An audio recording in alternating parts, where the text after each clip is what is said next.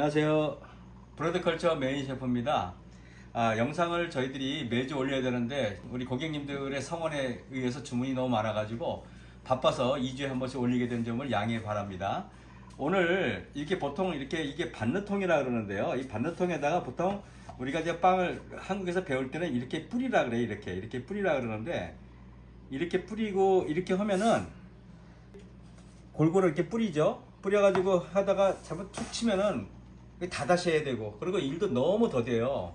그래서 보니까 서양 사람들은 그렇게 안 하고 이렇게 천을 이렇게 씌워가지고 그래가지고 여기다가 그냥 대충 이렇게 하면은 이게 훨씬 더 안전하고, 여기도 그래서 우리가 지금 이거를 할 때요, 이렇게 반느통에다가 이렇게 천을 씌워서 우리는 이렇게 합니다.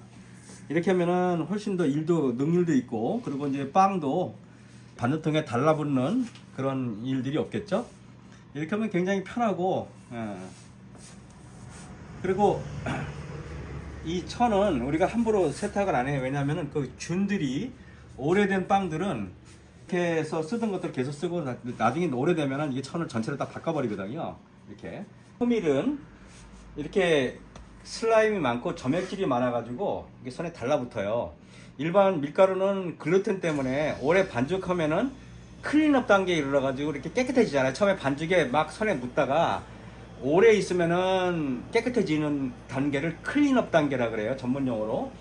근데 호밀은 이렇게 글루텐이 일반 밀가루와 달라요. 그러니까 세칼린이라는 그런 글루텐이기 때문에 일반 밀가루 글루텐하고는 확연히 다르기 때문에, 이거는 다 보시면 알지만은요, 이렇게 딱 보면은 이게 달라붙어요. 이게 달라붙어 가지고 호밀은 치대면 치댈수록 다 달라붙어 가지고 이거는 반죽하는데 일반 밀가루가 전혀 다릅니다. 그래서 우리가 고무장갑을 끼고 성형하는 것은 불가능합니다, 사실은. 자, 그래서 우리가 이제 지금 호밀빵을 만들 텐데, 우리가 보통 빵 하나에 반죽 무게를 보통 800g 하는데, 저희들은 이제 여유 있게 뭐 810g 뭐 이렇게 반죽을 이렇게 하나 이렇게 딱 던졌습니다. 우리 집에서 판매하는 그 프리미엄 견과류 빵이라고 있는데 한 1.1kg 정도를 해요, 이렇게.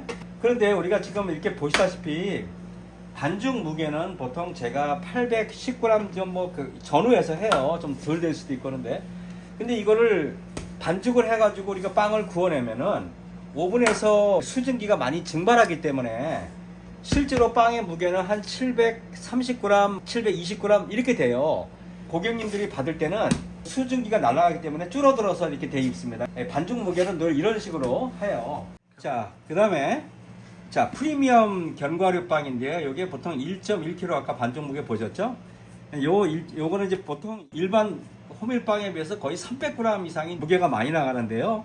요것들은 일단은 이렇게 성형을 하는데요. 자, 성형을 한 다음에 이게 빵 하나에 들어가는 견과류예요. 여기에 뭐가 들어가냐면 마카다미아, 캐슈넛, 호두, 그 다음에 그 헤이즐넛 이렇게 들어가요. 그래서 이렇게 보시면은 한 개 갖고 무게를 우리가 정확히 재가지고 이렇게 빵 하나에 이렇게 들어갑니다. 그래서 상당히 고급 견과류죠. 호밀빵은 손에 달라붙기 때문에 아주 빨리 해야 됩니다. 자, 이렇게 해서 덧가루 얼른 묻히지 않으면 손에 다 달라붙으니까요. 이 반느통에 이렇게 딱 넣습니다. 이렇게. 요거는 이제 뭐냐면은, 요건 이제 반죽 무게가 800g인데요. 아까 10g 정도 됐죠? 여러분들이 좋아하는 스페셜 빵인데요. 스페셜은, 이 보시면은, 요게 이제 건포도하고 크림베리가 섞인 거예요. 그것들은 오면은 우리가 미리 깨끗하게 세척을 해야 돼요. 한 10대 번을 이렇게 물에다가 세척을 하지 않으면 안 돼요. 호두를 이렇게 넣어요. 호두를. 요게 이제 스페셜이라는 건데, 이렇게 해서 이제 호두를 듬뿍 넣죠. 그래서 이렇게 해가지고 성형을 합니다. 벌써 밑에 달라붙고 난리가 났어요. 얘가 이제 점액질, 슬라임이 많아가지고, 그래서 호밀은 하루 종일 치대도 손이 깨끗해지는 클린업 단계가 생기지 않아요. 그래서 저는 이렇게 반죽을 잘 못하면 더 많이 달라붙는데, 요령이 붙어서 이렇게 반죽이 그래도 나름대로 깨끗하게 나오는 거죠. 자, 그 다음에 이제 플레잉을 합니다. 자, 이렇게 해가지고 이제 그 호밀은 이게 너무 부드럽고 그렇기 때문에 특별한 성향이 없어요. 그래가지고 이 식빵틀에 넣습니다. 자, 우리가 보통 식빵을 할 때는요, 둥글리기도 필요 없고요, 밀대로 밀 필요도 없어요. 왜냐면 너무 부드럽고, 쉽게 말하면은 글루텐이 거의 없으니까 너무 부드러워가지고 그냥 호밀은 그냥 갖다 놓으면 됩니다. 보시겠습니다. 자, 호밀은 그냥 성형이 둥글리기도 필요 없고 그냥 갖다 놓고 꾹 눌러 놓으면 돼요. 이따 다 발효되고 구워질 때 저희들이 이렇게 꾹 눌러 놓으면은, 여러분 보시면 알지만은 지금에는 뭐 어떤 크랙도 없고 지금 이렇게 빤빤해요. 이렇게. 그래서 이거는 밀가루처럼 뭐 특별하게 둥글리기니 뭐니 이렇게 할 필요가 없어요. 글루텐이 없으니까. 그 다음에 보겠습니다. 근데 반느통에 넣을 때는 달라요. 그때는 밀대로 밀어줘야 돼요. 밀대로 이렇게 한번 밀어주면은 그 모양이 예쁘게 나오죠. 이렇게. 이건 똑같이 뭐 둥글리기를 끝도 없이 이렇게 해가지고 뭐 평평한 면이 위로 오고 이렇게 이 면이 밑으로 갑니다. 자, 이렇게 놓습니다. 넣어보겠습니다. 자, 이렇게 해서 밀대로 밀어요. 넣은 다음에 밀가루는 털어내고요. 모양이 이렇게 접혀진 부분이 밑으로 이렇게 가고요. 그리고 위에 판판한 부분이 위로 간다. 그리고 이 호밀은 밀가루, 덧가루를 안 뿌리면은 이럴 수가 없어요. 왜? 슬라임 점액질이 많아가지고 끈적끈적 달라붙어 온 손에 저기 호밀이 묻기 때문에 반죽이 거의 불가능합니다. 반죽이. 자, 이렇게. 자, 그 다음에 식빵 틀에 놓을 때는 그냥 갖다가 탁 놓습니다. 자, 동그란 빵하고 식빵빵은 뭐냐면 그냥 모양만 다른 거예요. 같은 반죽, 같은 무게인데 식빵 틀에 넣느냐 아니면 반죽통에 넣느냐 이 차이예요. 그럼 어떤 게 더 좋냐 이렇게 여쭤보시는 분이 있는데, 식빵 틀에 놓으면은 규격화된 거기 때문에 먹기도 좋고 또 부드러워요, 빵이. 왜냐하면 식빵 틀에 구우니까. 근데 이거는 나중에 반죽통에 뒤집어서 직접 굽기 때문에 이게 훨씬 고소해요. 이건 화기에 직접 다니까 아무래도 그런 맛을 좋아하시는 분이 있고, 식빵틀은 부드럽고 그런 맛이 있겠죠. 흑임자를 이렇게 보시면은, 자, 이렇게 밉니다. 이렇게. 자, 민 다음에, 그 다음에 이제 흑임자를 이렇게 넣어요. 이렇게. 자, 그 다음에 이걸 구별하기 위해서 이렇게 해가지고 집어넣습니다. 보시면 알지만은, 자, 이렇게 빤빤해요. 그죠? 이렇게 빤빤한데 이게 나중에 구워질 때 부풀면서, 호밀은 굉장히 부드러운 곡물이기 때문에 얘가 이렇게 부풀어 올리면서 막 찢어져요. 그걸 크랙이라 그러죠. 크랙이 형성되는데, 지금 이 상태에서 나중에 구워냈을 때 그 모습도 오늘 보여드리겠습니다. 근데 한 가지 더 말씀드리면은, 우리 호밀빵은 발효 시간이 일반 밀가루빵에 비해서 70% 80%가 발효됐을 때 얼른 구워야 돼요. 발효 시간이 놓쳐버리면은 빵이 크지도 않고, 이 빵 같은 경우는 원반처럼 납작해져요. 그래서 이 빵이, 호밀빵을 만들었을 때 보통 이렇게 동그란 빵을 하기 두려워요. 왜냐면 거의 뭐 납작하니까. 그래서 거의 대부분이 이렇게 식빵 트레만 나와요. 자, 그래서 이렇게 좀 덮어 놓습니다. 이렇게 덮어 놔야지 수분이, 이렇게 덮어 놓고 이제 기다립니다. 나중에 이따 제가 집어넣은 것도 오늘 다 보여드리겠습니다.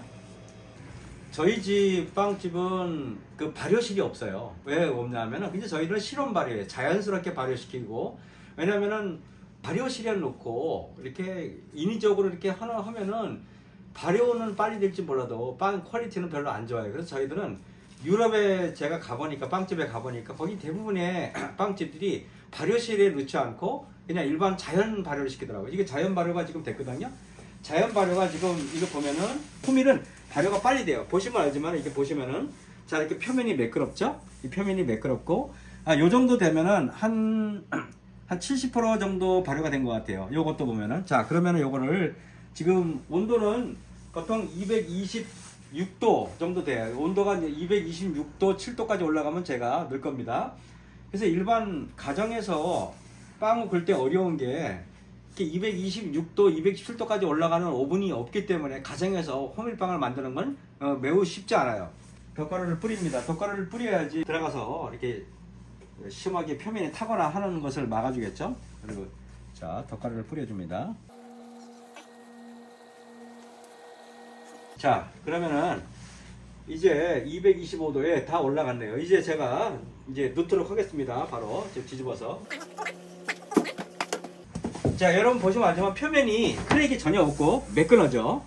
이 상태에서 지금 들어가면 나중에 어떻게 변하는지도 궁금하실 겁니다. 자, 그 다음에 닫고요. 스팀을 한번 넣습니다. 그 다음에 한 몇 초 기다려야 돼요. 스팀을 한번 넣고, 자, 그리고 두 번째 스팀을 넣습니다. 왜냐하면 스팀을 두 번 넣는 이유는 그 호밀은 글루텐이 없기 때문에, 글루텐이 이렇게 굉장히 없고 부드럽기 때문에 그냥 주저앉아서 스팀을 두 번 넣음으로 인해서 이 모양을 잡아주는 그런 역할을 해요. 그래서 지금 일단은 저희 지금 빵집의 노하우인데, 일단은 이 온도를, 고온을 6분 정도를 유지시켜줘요. 6분. 그 다음에 6분이 지난 다음에 저희가 이 온도를 낮춰줘요. 왜냐하면 온도가 우리가 세팅한다고 해서 바로 내려가는 게 아니기 때문에, 그래서 10분 정도만 고온으로 유지하려고 하는 목적에서 그렇게 하는 것입니다.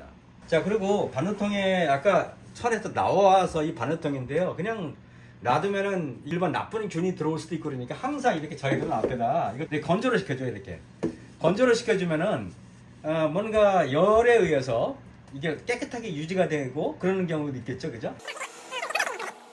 그래서 한 몇십 분 정도 이렇게 시켜주면 뽀송뽀송하게 말라 있어요. 이것도 굉장히 좋은 것 같아요, 그죠? 자, 이제 40분 정도 굽거든요. 고온으로 10분 굽고 200도 언저리에서 30분 껐어요. 지금 40분 껐습니다.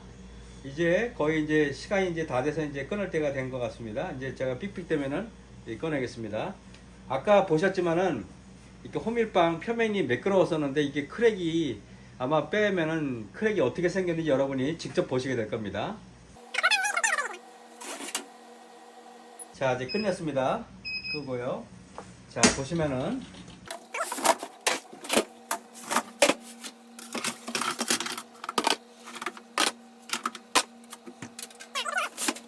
이 크랙이 이렇게 많이 생겼죠, 그죠? 여기.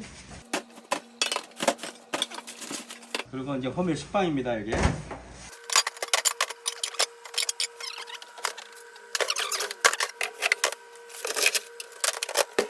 이게 아까 들어갔을 때 모습과 이렇게 비교해 보시면은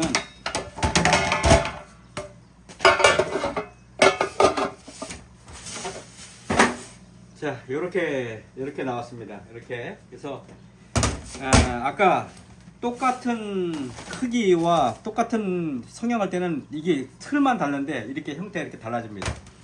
그래서 식빵이 났을 때는 크랙이 이렇게 많이 생기지 않아요. 이렇게 똑같은 건데. 근데 이렇게 열에 직접 닿았기 때문에 이게 호밀빵의 글루텐은 세칼린 또 세칼리닌으로 결합된 건데 일반 밀가루 글루텐과 전혀 달라요. 이것은 소화하고 하는데 일반 밀가루처럼 뭐 트러블 일으키거나 그렇지 않습니다.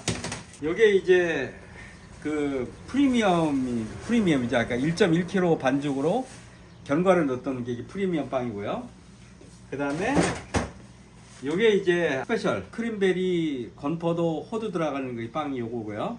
자, 요게 그래서 요게 이제 검은깨 호밀빵이죠. 이게 흑임자. 그래서 지금 한꺼번에 세 종류가 나왔나요? 네 종류죠. 저기 호밀 식빵, 그 다음에 호밀 플레인 그 동그란 거, 그 다음에 검은깨 호밀빵, 그 다음에 요게 이제 호밀 스페셜 100% 만든 스페셜, 그리고 요게 이제 호밀 프리미엄.